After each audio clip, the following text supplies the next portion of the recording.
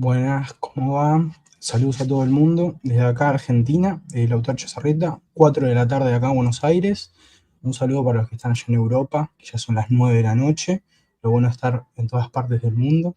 Como siempre, muy agradecido por que me hayas invitado, Adrián. ¿Vos cómo andás, Adrián? Hola Lautaro, bueno, como siempre encantado de colaborar contigo y con DMP Geopolítica. Ya sabéis que estamos con vosotros los jueves a la tarde, noche, según el país, a las 9 de la noche, hora Madrid, ¿no? Bueno, por si siempre os recordamos al principio, claro, que si no estáis suscritos al canal, por favor os suscribáis, dándole a la tecla de suscripción, o si nos queréis ayudar, pues dándole a la tecla de unirme o unirse, que difundáis la información que os parezca interesante, propongáis a otros que se suscriban, etcétera, ¿no? Y que, por supuesto, nos dejéis preguntas, comentarios, ideas o propuestas en el propio canal que iremos respondiendo no en este canal, sino en el canal de EKAI Center a través de vídeos que hacemos dedicados expresamente a preguntas y respuestas. Si queréis localizar ese canal con EKAI Center, EKAI con K, Center con C, pues lo localizáis enseguida en YouTube. Bien, pues nada más por mi parte. Lautaro, empezamos cuando quieras. Bueno, vamos a ver, ¿quién manda en el poder corporativo?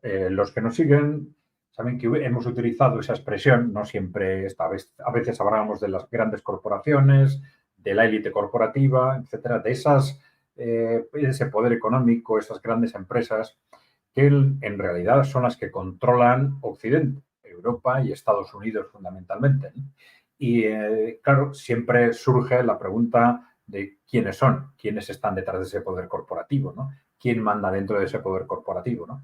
Hay mucha curiosidad lógica detrás de este tema, también mucha especulación.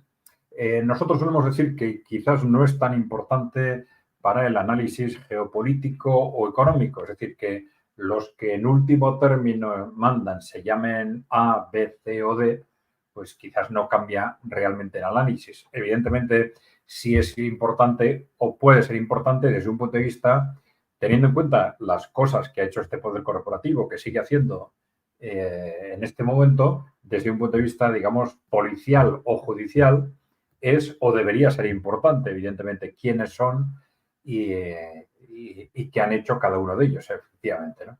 Pero ya digo, quizás no tanto desde el punto de vista del análisis global geopolítico o económico, pero claro, todos tenemos una enorme curiosidad por intentar concretar, personalizar. Empezamos por un cuadro que los que nos seguís ya conocéis, porque es importante para entender ese poder, una redistribución de ese poder corporativo que se ha dado en los últimos años y que es muy importante para entender la organización, si queréis, del actual capitalismo occidental, que es la irrupción de estas estas empresas financieras que a veces se les llama gestoras de fondos de inversión o gestoras de activos, si queréis, ¿no? BlackRock, Vanguard, State Street. Bueno, BlackRock y Vanguard son las más importantes. Además, BlackRock y Vanguard participan entre sí, ¿no? Con lo cual, Vanguard, sobre todo, tiende a controlar BlackRock, ¿no?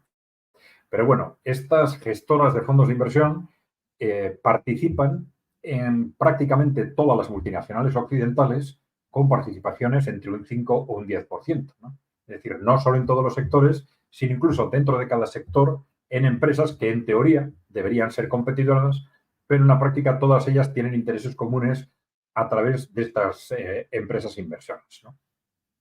Este cambio se ha producido a todo lo largo del siglo XXI, pero muy especialmente a partir de la crisis del 2008 y muy apalancado en inyecciones constantes de fondos desde los bancos centrales, desde el Banco Central Europeo, el Banco de Inglaterra, la Reserva Federal de Estados Unidos, a través de eso que se llamó o que se ha llamado la expansión cuantitativa, que es la inyección directa de dinero.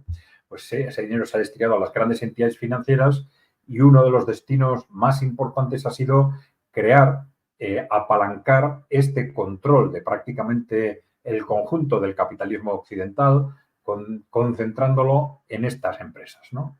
BlackRock, Vanguard, etcétera, ¿no?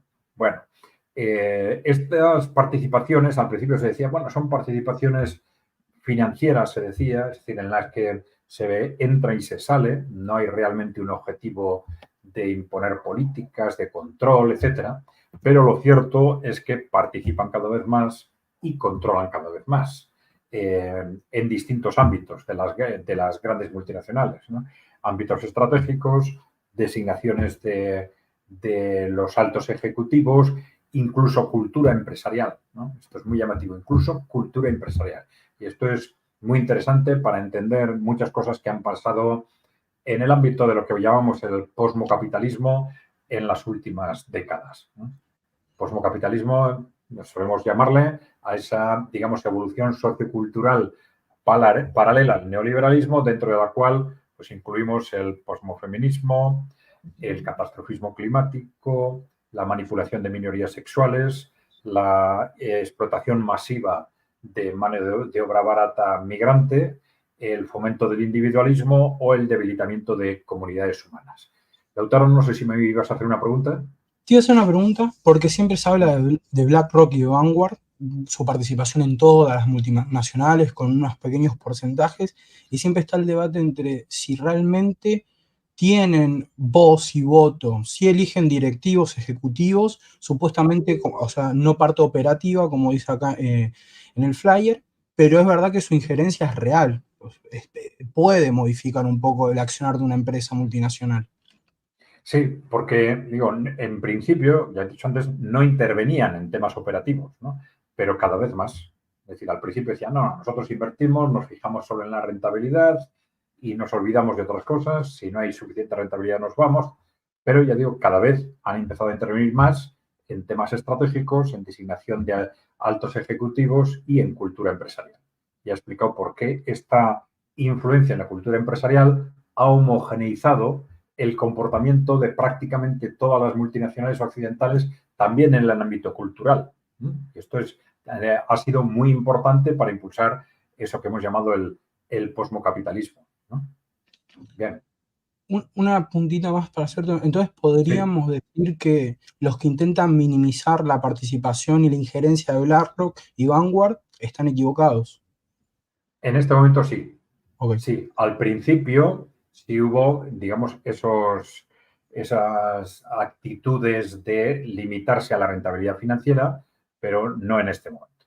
Perfecto. No en este momento, y además está expresamente reconocido por ellos. Emiten cartas dando consejos a sus miembros, dando consejos a sus entidades participadas, en ámbitos incluso, ya digo, de tipo cultural, etc.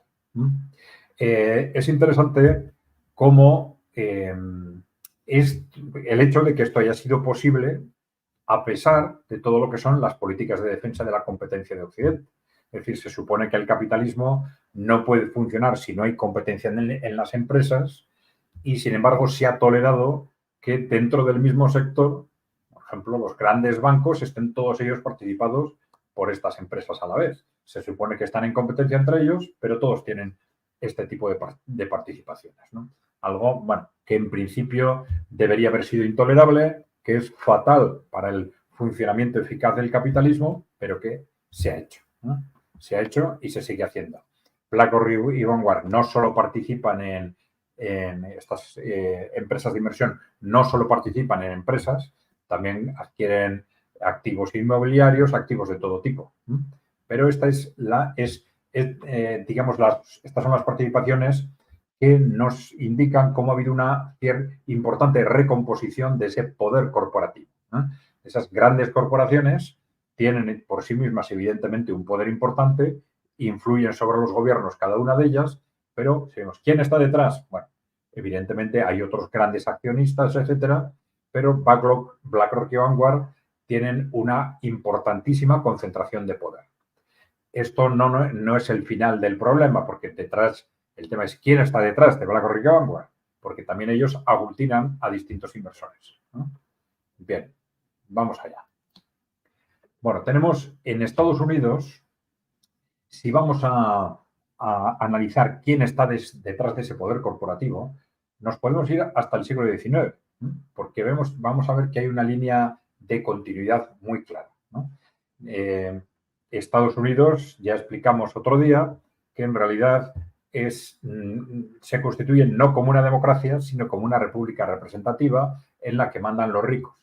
Clarísimamente. Bien. Esos ricos eran al principio fundamentalmente terratenientes, algunos comerciantes, etcétera, pero a lo largo del siglo XIX, sobre todo a partir de la Guerra Civil, los grandes inversores industriales adquieren un peso fundamental, ¿no?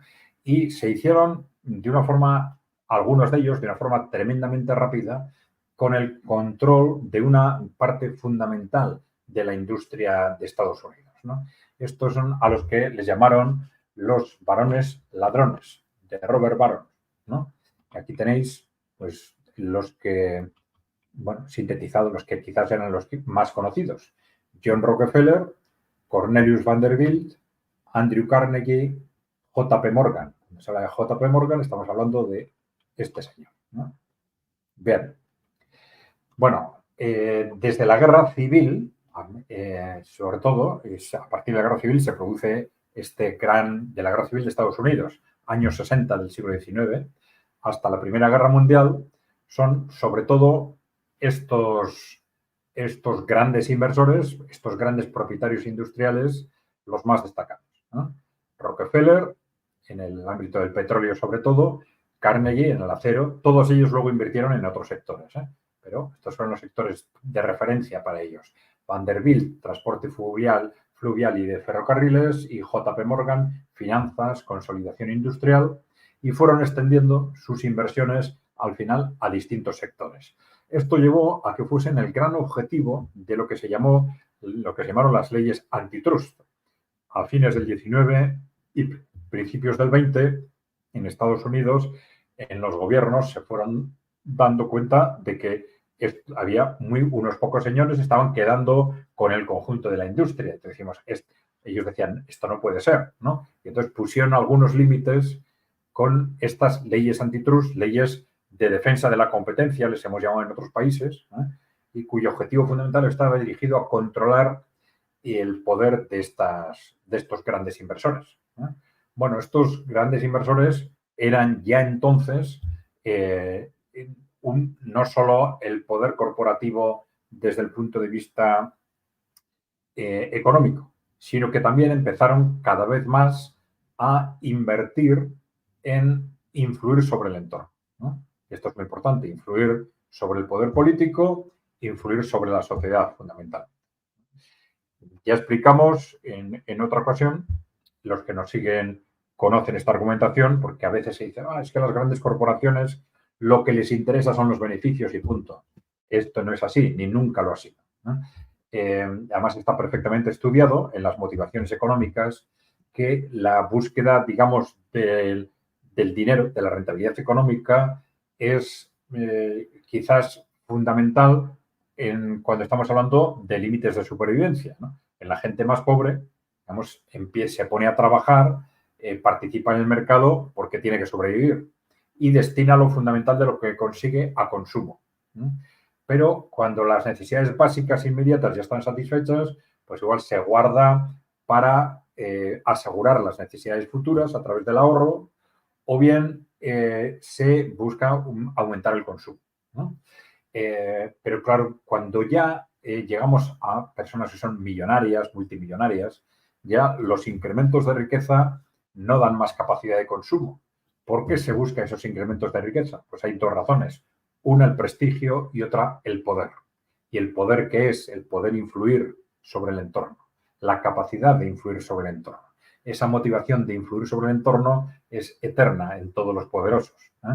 No es la captación de riqueza es importante, pero muchas veces es solo un instrumento más para el poder, ¿no? Bien, entonces ya a fines del siglo XIX estos grandes inversores empiezan a influir de forma masiva en el poder político y en la sociedad norteamericana. Sí, Lautaro.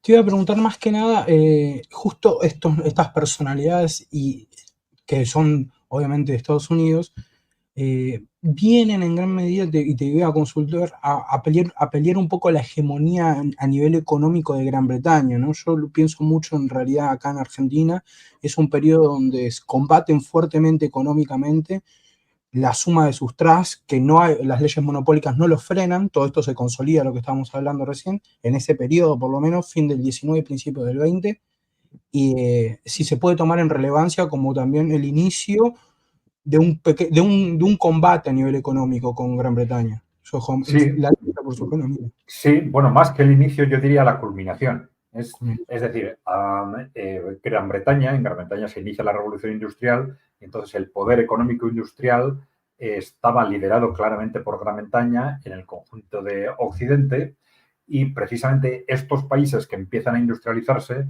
sobre todo Estados Unidos y Alemania, empezaron a industrializarse a través de un combate continuo con las empresas británicas, ¿no?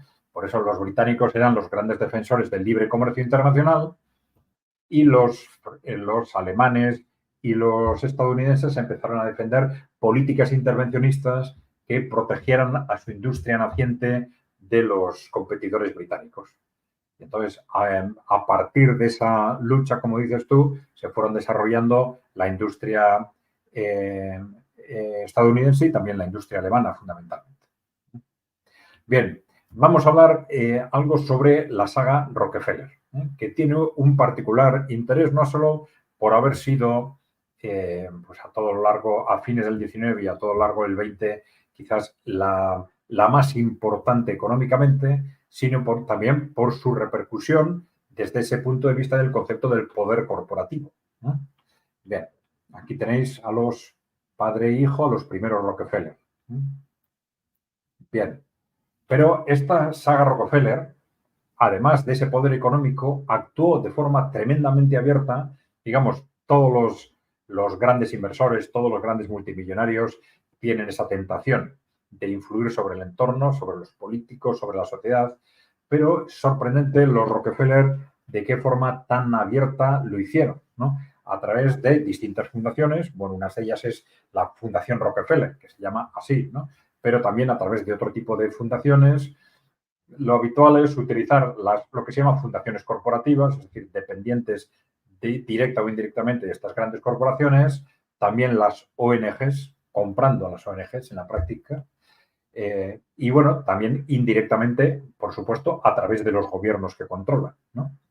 Bien, pero bueno, vemos la saga Rockefeller, desde el siglo XIX hasta el siglo XXI, ha sido protagonista en la práctica totalidad de los grandes movimientos sociales de impulso corporativo, ¿no?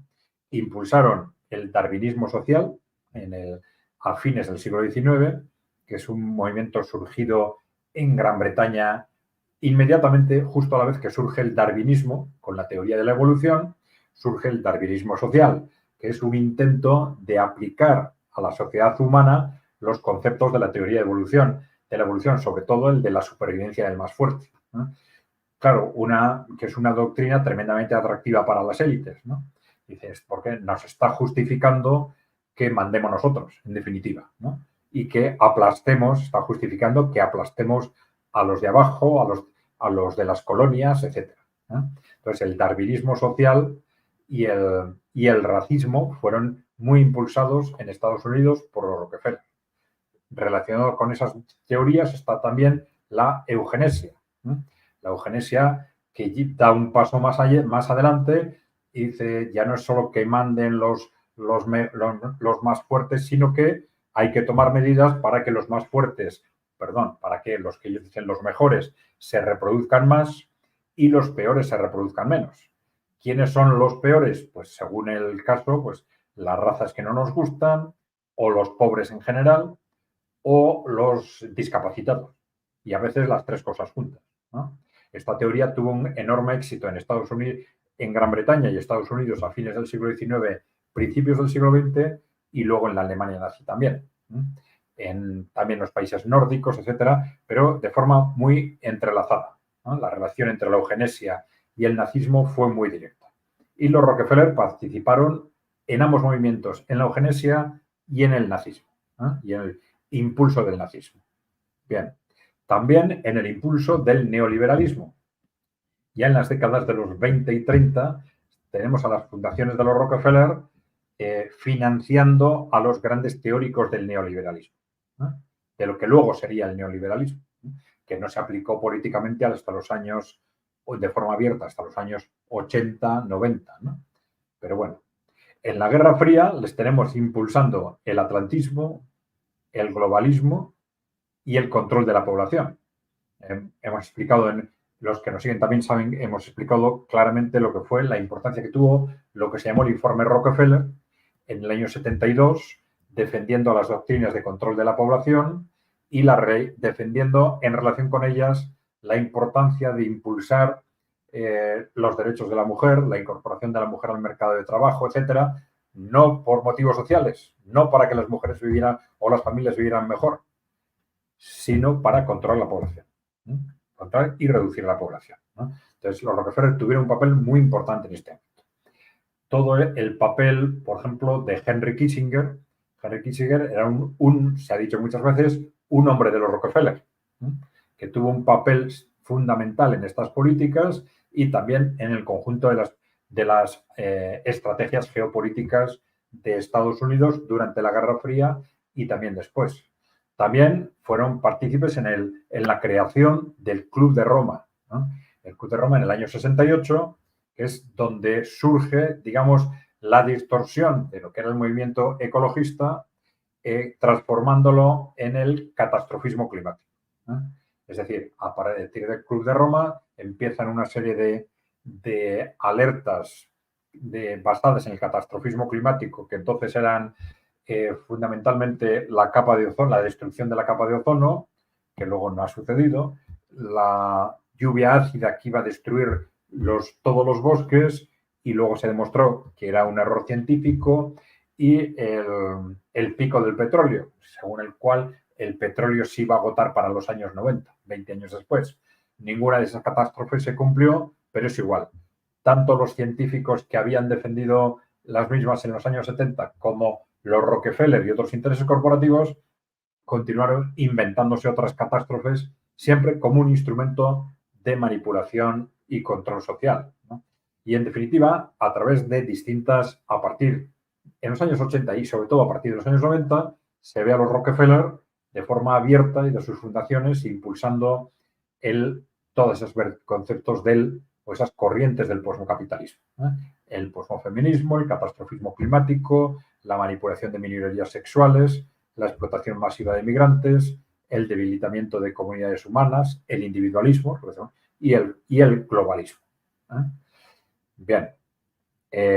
Esto los Rockefeller lo han hecho, ya digo, a través de distintos instrumentos, interviniendo también muy directamente en la política. Y esto es algo chocante con respecto a otras grandes familias inversoras, digamos.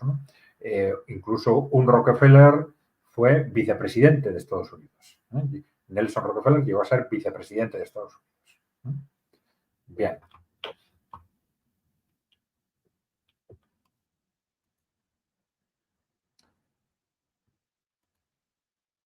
Vamos a ver. Si vamos a la situación actual, allá hay los Rockefeller, quizás la familia referencial dentro de ese poder corporativo norteamericano, aunque hay otras, ¿no? Pero ahora, en la situación actual, junto a esas grandes familias, digamos, de la tradición industrial fundamentalmente de Estados Unidos, pues nos encontramos con los grandes multimillonarios que en los últimos años han surgido a través de Internet, a través de los servicios de Internet en Estados Unidos fundamentalmente. Y ahí tenemos entre los grandes multimillonarios mundiales en cabeza y de forma muy personalizada a estas personas, ¿no? A Elon Musk, que controla X, antes Twitter, ¿no? Jeff Bezos, que controla Amazon, también el Washington Post, Mark Zuckerberg, que controla Meta, ahí están Facebook, Instagram o WhatsApp, Bill Gates, que no controla, sus ingresos vienen todavía fundamentalmente de Microsoft, pero él ahora está fuera de Microsoft, dedicado fundamentalmente aparentemente, ¿no? A gestionar sus inversiones, las fundaciones que controla, etc. O Larry Page en Google. Bien, hay que decir que en todos estos casos hay sospechas de que cuando la aparición pública es tan clara y notoria, la de estas personas, realmente no suelen ser ellos los que controlan esas inversiones. Suelen ser, digamos, pantallas de otros inversores e incluso servicios de inteligencia que les han puesto ahí para dar la cara.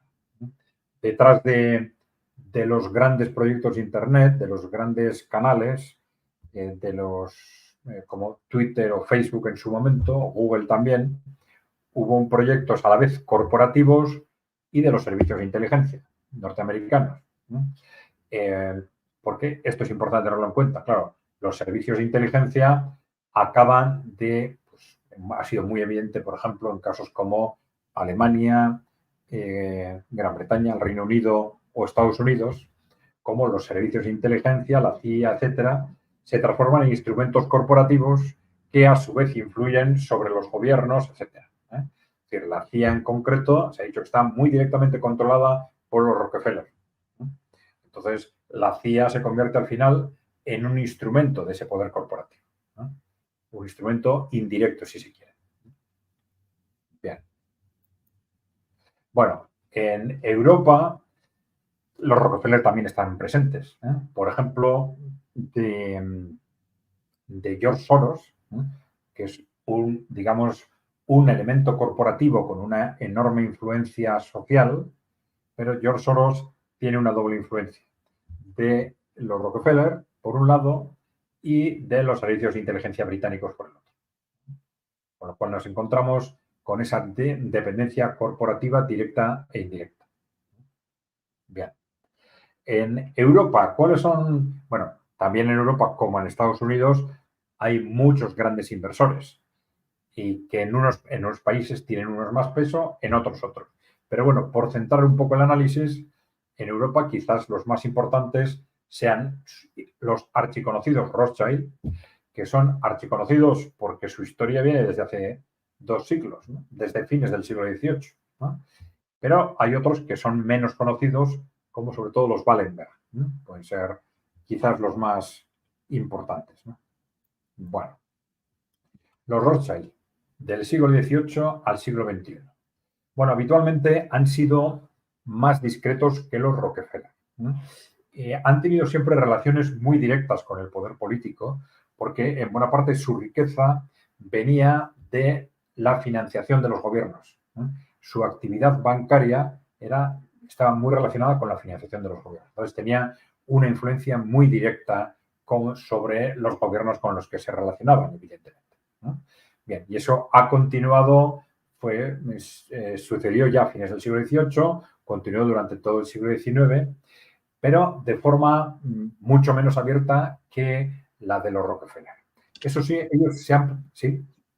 ¿Podría denominarse los primeros lobistas? Bueno, sí, no sé si los primeros, pero bueno, los lobistas, vamos a decir, de referencia histórica, sí, seguramente. Sí. Bien, vamos a ver. Los Rothschild dicen, bueno, que son judíos, lo dicen ellos, y que son abiertamente sionistas. Han reconocido expresamente su papel en la propia creación del Estado de Israel, en la famosa declaración Balfour, estoy confundiendo ahora el nombre, sí, del 1917, en la que Gran Bretaña asumía un compromiso de colaborar en la puesta en marcha del Estado de Israel en Palestina. Esa carta se le dirige a los Rothschild. Es decir, no es una declaración pública, es una carta que se le dirige a los Rothschild, ¿no? Es decir, como claros representantes de esos grupos de interés que estaban impulsando la creación del Estado de Israel. Entonces, después los Rothschild han sido claves fueron en hacer lobby para la creación del Estado de Israel, en el apoyo al hacer lobby para el apoyo al Estado de Israel, han financiado incluso estructuras muy emblemáticas en Israel. Creo que la Corte de Justicia, el Parlamento de Israel, fue financiado, la construcción del Parlamento de Israel fue financiado por los Rothschild. y esto ha sido muy reconocido en Israel, porque nos conocen a los Rothschild como grandes, vamos a decir, patriarcas del país, ¿no? Y luego tienen en este momento todavía una gran influencia política en algunos países europeos, sobre todo en Gran Bretaña y en Francia, ¿no? En Francia, bueno, se ha dicho repetidamente que Macron, que viene de la Casa Rothschild, sigue siendo un hombre de la Casa Rothschild, aunque algunos hablan también de influencias de otros grandes inversores como los Dupont sobre Emmanuel Macron. Bien, aquí tenéis como el propio Edmund de Rothschild reconoce que somos la familia fundadora de Israel. Bien. Entonces, bueno, no es extraño, algunos han dicho que el apoyo a Israel sea tan notorio y tan claro en estos países como Gran Bretaña o Francia. Bien, pero los Rothschild, que han tenido en general, fuera de ese apoyo a Israel, han intentado mantenerse discretos, no siempre lo son, ¿no? Entonces aquí tenéis que como muy recientemente los Rothschild han encabezado este movimiento para dar el salto a un nuevo modelo, digamos, para aglutinar a las grandes corporaciones, para impulsar el salto hacia un nuevo modelo económico que ellos llaman capitalismo inclusivo y que otros llaman capitalismo corporativo o corporativismo, ¿no?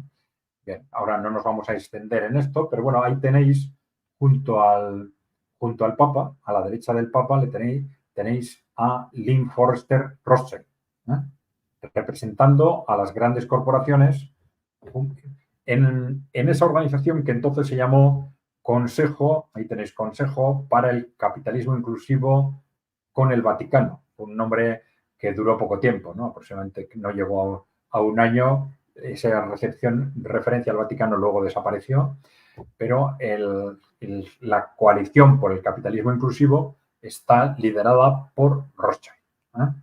Esto nos da una idea del peso que tienen dentro de ese poder corporativo.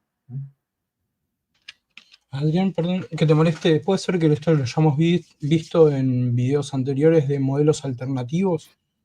Lo del capitalismo de inclusión. Sí. Dentro de los posibles modelos de futuro, uno de los que se baraja con cierto peso, precisamente porque es propuesto por las multinacionales, teniendo en cuenta el enorme peso económico y político que tienen, y que estas multinacionales han reconocido ya repetidamente que el neoliberalismo está agotado, aunque ellos han sido los protagonistas del neoliberalismo, ¿no? Pero dicen, necesitamos un nuevo modelo, el neoliberalismo ya no funciona, y entonces vamos a impulsar un nuevo modelo que no es extraño, porque si son ellos los que lo proponen, ¿no? En el que las corporaciones van a tener un peso muy superior al actual y el Estado un peso muy, muy inferior, ¿no? Por eso algunos han dicho que es un modelo que va más allá del capitalismo, un modelo corporativo que va más allá del capitalismo, etcétera, ¿no? Pero bueno, es un proyecto que no se sabe muy bien en qué medida parece que estas grandes corporaciones lo tienen ahora en la reserva. Es decir, no están impulsándolo activamente a la espera de resolver el conflicto geopolítico. Claro, porque este es un modelo que no saben si van a poder impulsarlo si pierden el pulso geopolítico con los países emergentes, ¿eh? Y por eso, bueno, vamos a ver qué ritmo le dan a todo esto, ¿eh? Bien. Pero bueno, es muy significativo que a la cabeza de las grandes corporaciones en este proyecto estén Lynn Forrester de Rothschild, ¿eh? Bueno, esta es Lynn Forrester de Rothschild, la fundadora y CEO, líder ejecutivo de este Consejo para el Capitalismo Inclusivo, Consejo Coalición, se llama ahora para el Capitalismo Inclusivo. Bien. Bueno, la familia Wallenberg, que es mucho menos conocida porque es mucho más discreta, de origen sueco. En los años 70 se decía que el 40% de la industria sueca estaba controlada por los Wallenberg, ¿no? Pero que han invertido a partir de ahí en toda Europa, ¿no? En toda Europa, en distintos sectores, en banca, industria, comunicaciones, farmacia, por ejemplo, Ericsson, AstraZeneca y tal, están muy controlados por los Wallenberg, ¿no? Han tenido siempre este lema, ¿no?, de actuar o ser, decían a veces, ser pero no parecerlo, ellos lo decían en latín, no recuerdo ahora la expresión exacta, ¿no?, o ser pero que no se note, ¿no?, algo así, ¿no? Bien, entonces, intentando ser lo más discretos posibles, ¿no? Pero sí, a pesar de eso, por ejemplo, fueron notorias sus colaboraciones con el nazismo. Esto no es excepcional, porque prácticamente todas las grandes corporaciones colaboraron con el nazismo y el fascismo en el impulso, la financiación y el desarrollo del mismo, ¿no? Pero uno de ellos, justo al final de la guerra, se destacó, seguramente intentando reposicionarse rápidamente, se destacó por ayudar a familias judías en Hungría para que escaparan de la persecución nazi, ¿no? Entonces se hizo muy conocido uno de sus miembros por esto. Pero probablemente, como hicieron todas estas familias que habían inversores y aristócratas que habían apoyado el nazismo, con la guerra, en unos antes, otros después, pues cambian de posicionamiento rápidamente, para distanciarse del nazismo. Bien, es muy conocido el peso de la familia Wallenberg en la Unión Europea. Hay muchas directivas europeas que se relacionan directamente con la influencia de la familia Wallenberg, ¿no? También participan activamente en el Foro Económico Mundial, es este foro de Suiza, Foro de Davos, se le llama, ¿no? Bueno, que el Foro de Davos es digamos, una de las actividades del Foro Económico Mundial, ¿eh? Que el Foro Económico Mundial aglutina a las 1000 mayores multinacionales occidentales, fundamentalmente. También participan en el Club Bilderberg, ¿no? Bien.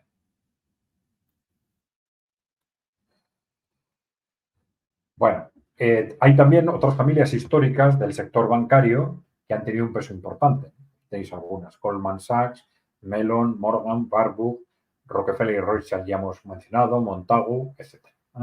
Que han sido grandes inversores en el sector bancario, que luego han creado también fundaciones, han financiado ONGs, etc. Y han actuado de forma similar, incidiendo sobre los gobiernos, sobre las sociedades, de forma directa o indirecta, continuamente, ¿no? Bien. Bueno, hemos hablado sobre todo hasta ahora de grandes inversores, pero ¿son solo los grandes inversores?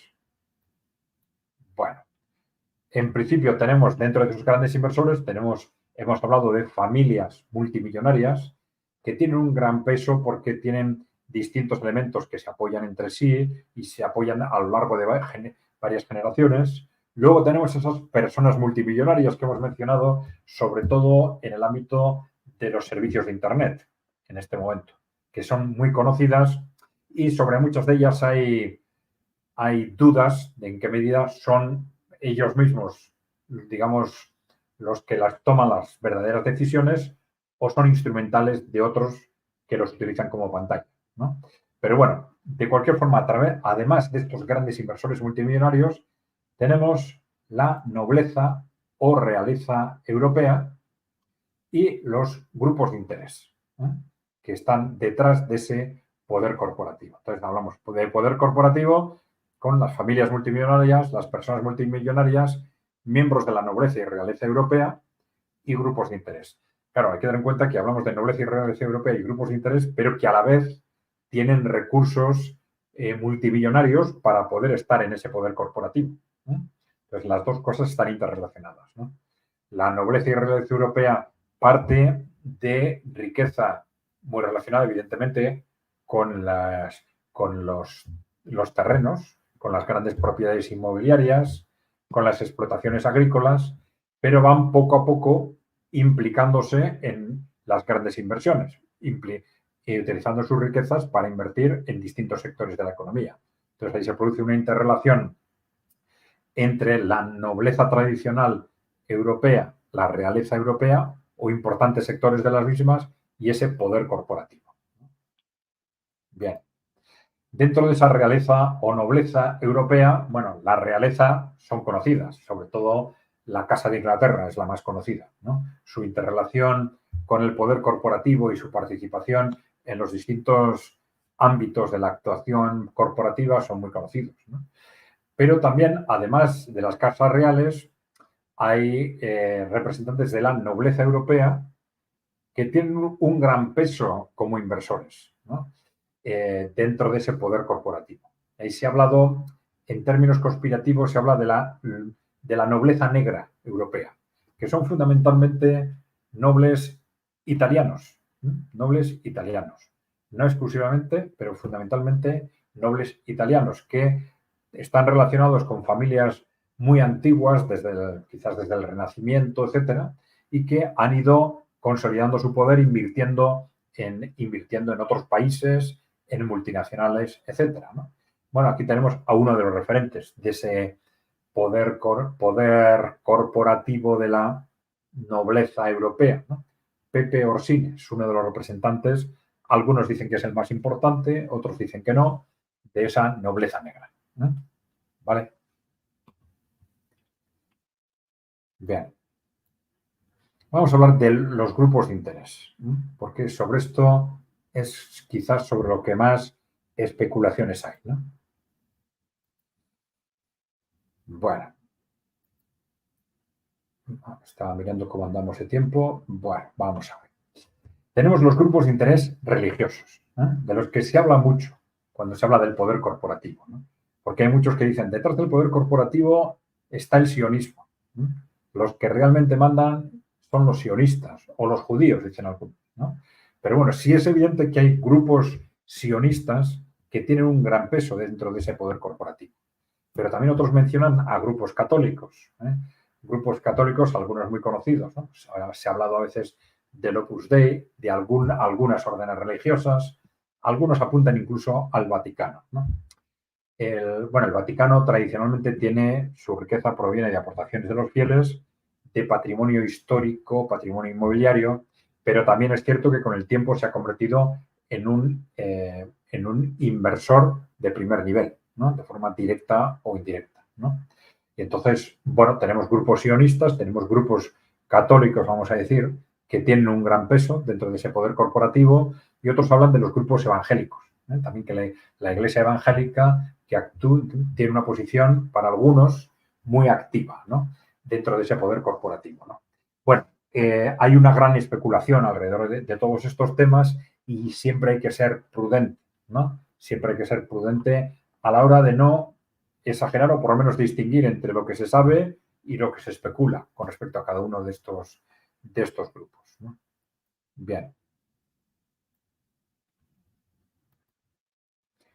Bueno, por ejemplo, este es un ejemplo válido, ¿no? En los grupos sionistas, bueno, casi vamos a explicarlo de esta forma mejor, sobre los grupos de interés religiosos, ¿no?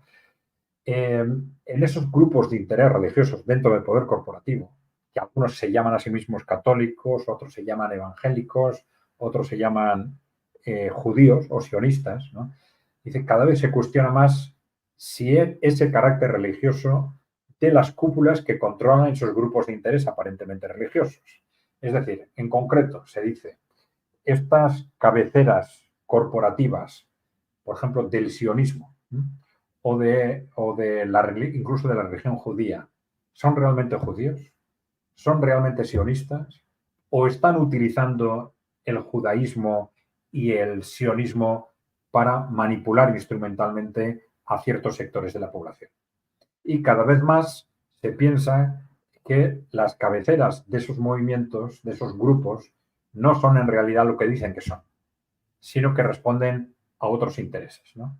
Entonces, en este sentido, aunque se proclaman como judíos, evangélicos o católicos, todo parece indicar que estas cúpulas son en realidad agnósticos, ateos o participantes en sectas cerradas, ¿eh?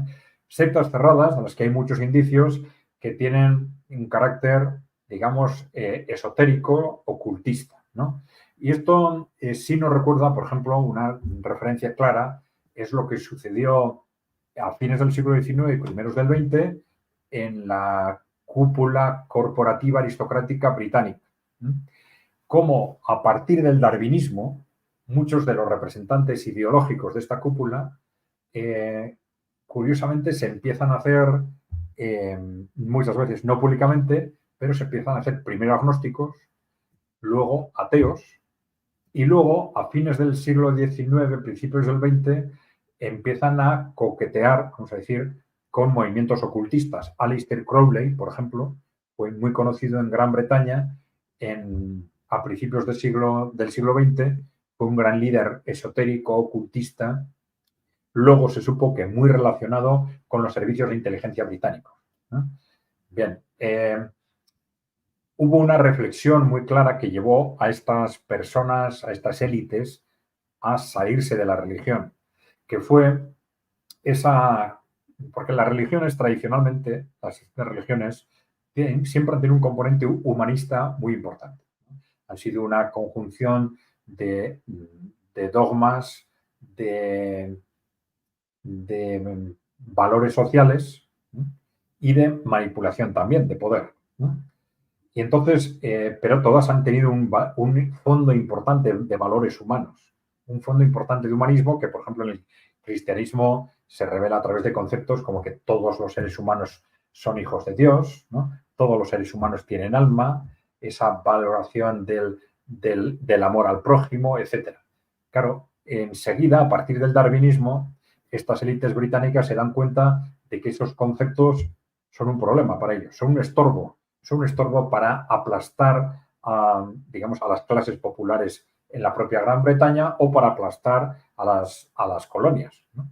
Y entonces se van haciendo agnósticos, luego ateos, y luego empiezan a moverse en este tipo de sectas esotéricas ocultistas que empiezan muchas de ellas curiosamente a justificar el mal, a justificar actuar negativamente, a justificar actuar explotando a otros, etcétera, algo que difícilmente las religiones tradicionales admitirían y que es extraordinariamente cómodo y atractivo para estas élites, ¿no?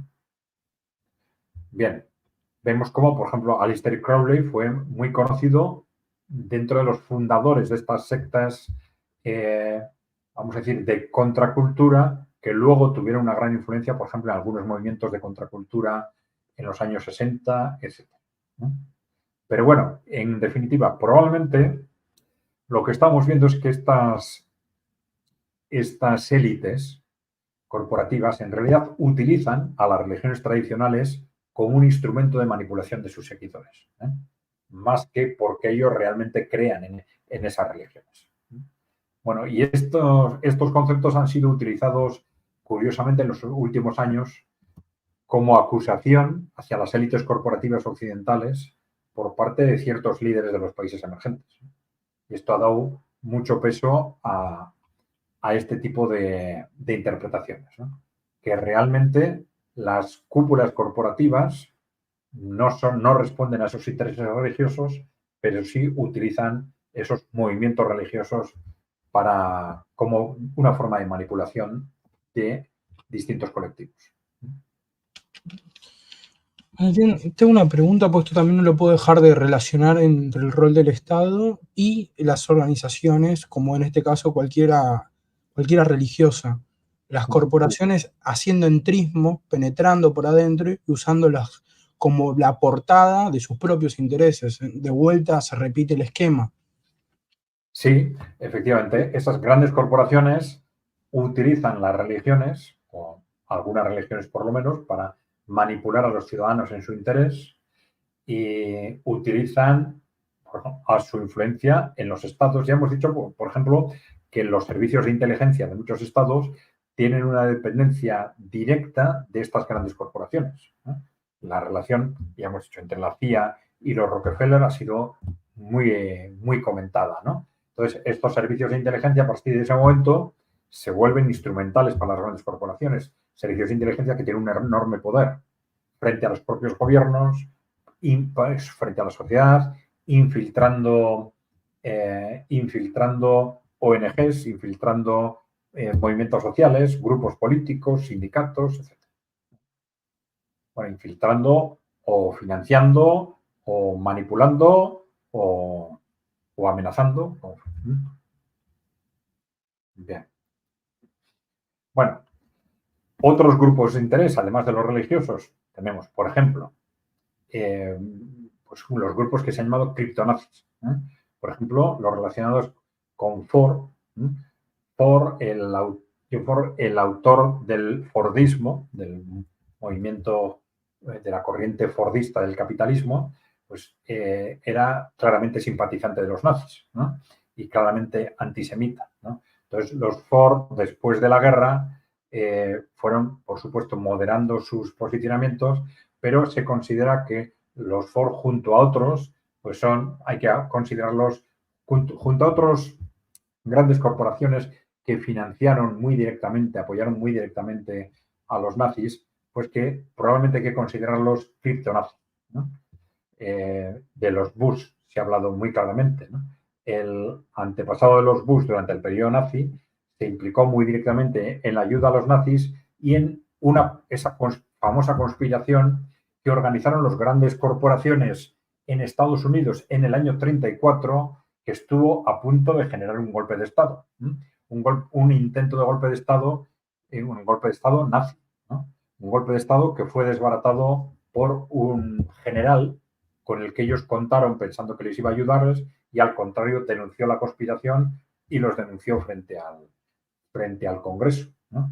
Esto desbarató la conspiración. Pero Bush, la familia Bush, fue uno de los grandes partícipes en aquellos movimientos y entonces se habla de este sector, vamos a decir, criptonazi dentro de las grandes corporaciones que, por supuesto, no tienen ningún inconveniente en colaborar con grupos sionistas, tal, porque estos también grupos nazis no son criptonazis probablemente en el sentido en el que lo era Adolfo Hitler, sino en el sentido de los intereses corporativos que les apoyaban, ¿no?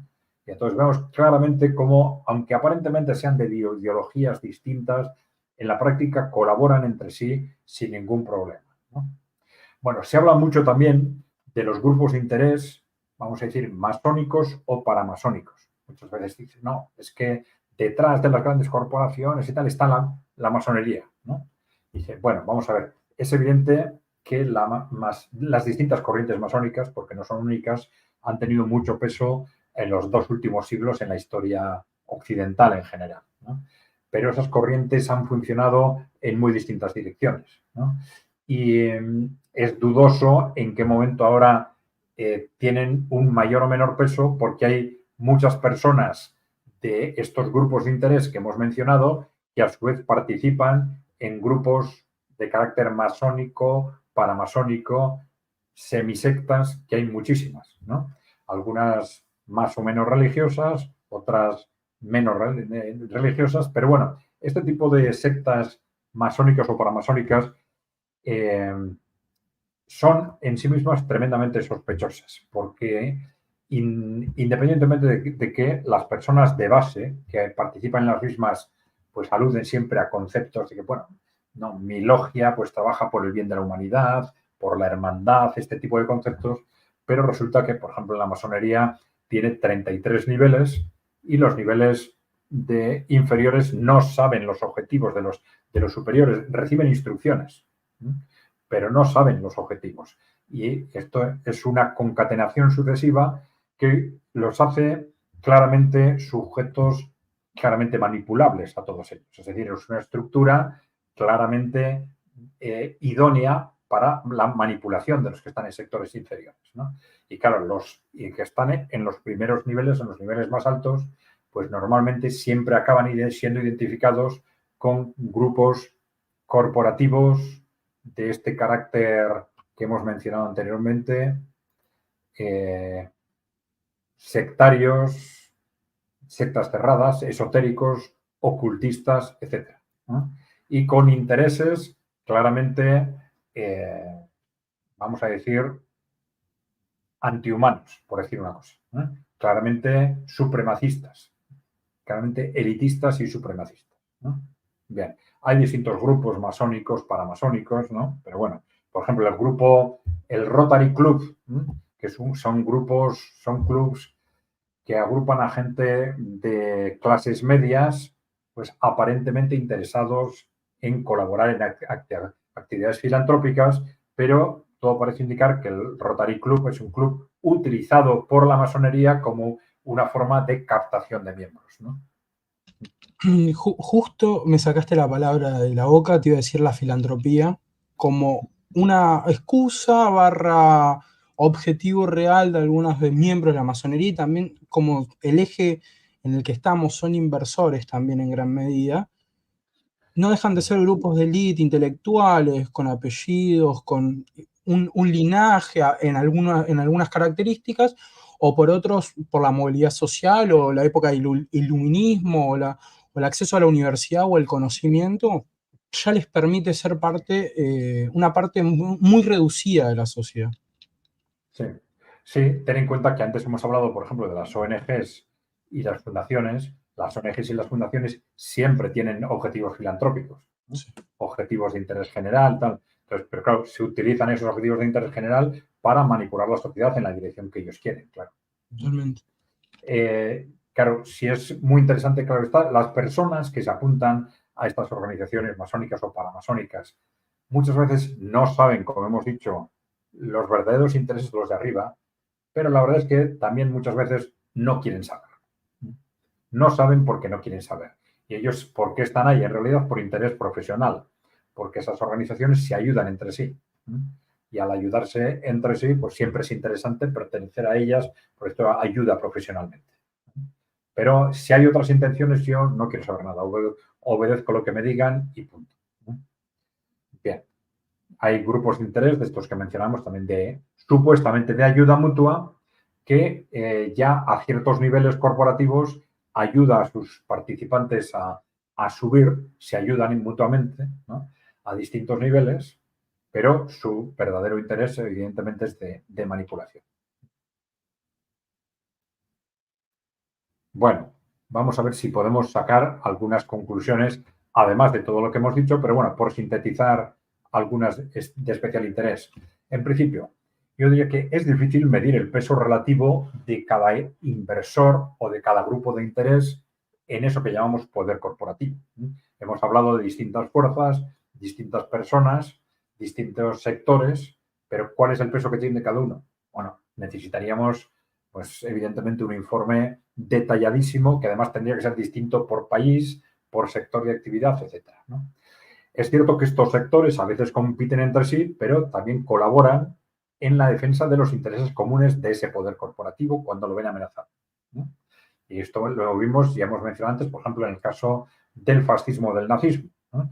Vieron amenazado su poder por un movimiento obrero muy agresivo y por la Unión Soviética, y entonces no dudaron en aglutinarse todos ellos apoyando el impulso, la creación y el desarrollo del fascismo y del nazismo para hacer frente a esos enemigos. Y además lo hicieron con bastante éxito, ¿no? Sobre todo con respecto al movimiento obrero, evidentemente, ¿no? Bueno, pero lo importante es esto, ¿no? La composición de ese poder corporativo en realidad cambia de país, de uno a otro país y de una a otra generación, aunque algunas familias y grupos extienden su influencia internacionalmente. Por eso hemos mencionado, por ejemplo, en Europa, pues los más importantes, también en Estados Unidos, pero hay muchos más, evidentemente, que normalmente no son tan importantes, pero puede ser que en entornos geográficos concretos pues tengan pues, un peso mayor. Bien. Por ejemplo, un instrumento claro de la expansión internacional de estos poderes son los que hemos comentado al principio, esta expansión del poder de BlackRock, Vanguard, en su participación en prácticamente todas las multinacionales occidentales. Bien, pues por mi parte, esto era. No sé si tienes alguna pregunta más, Lautaro. Capaz siempre caemos en lo mismo, pero porque me nace la curiosidad. ¿Alguna familia importante española que te llame la atención? Acá en Argentina, Bueno, hay una. Martínez de Oz, Sancho Arena. Sí, bueno, se ha hablado mucho entre los que tienen un gran peso, pues puede estar la familia Botín, el Amancio Ortega, por ejemplo. Hay, sí, hay unas cuantas, además de estas familias internacionales, ¿no? Que tienen Claro, por su supuesto. presencia y su peso en España también, por supuesto. Perfecto. Bien. Ahí yo les voy Bueno, dejando el link de Kai Group para que vayan dejando las preguntas en el chat. muy bien. Vale, pues vamos a dejarlo aquí entonces. Pues ya sabéis, si no estáis suscritos, suscribiros al canal dando la tecla de suscribirse. Si queréis ayudarnos, pues dar a la tecla de unirme o unirse, difundir la información que os parezca interesante o proponer a otros que se suscriban, dejarnos preguntas, comentarios, propuestas, ideas y las iremos respondiendo, como hemos dicho antes, a través de esos vídeos de preguntas y respuestas, no aquí, sino en el canal de EKAI Center, como os ha dicho Lautaro, bueno, buscando simplemente o con esa dirección que los deja en los comentarios o buscando EKAI Center en YouTube os aparecerá enseguida. Y bueno, pues por mi parte, nada más. Gracias a tu colaboración, gracias a DMP Geopolítica. Ya sabéis que estamos con vosotros los jueves, tarde o noche, según el país, a las 9 de la noche, hora Madrid. ¿De acuerdo, Lautaro? Saludos, Adrián, saludos, chat. Saludos a todos.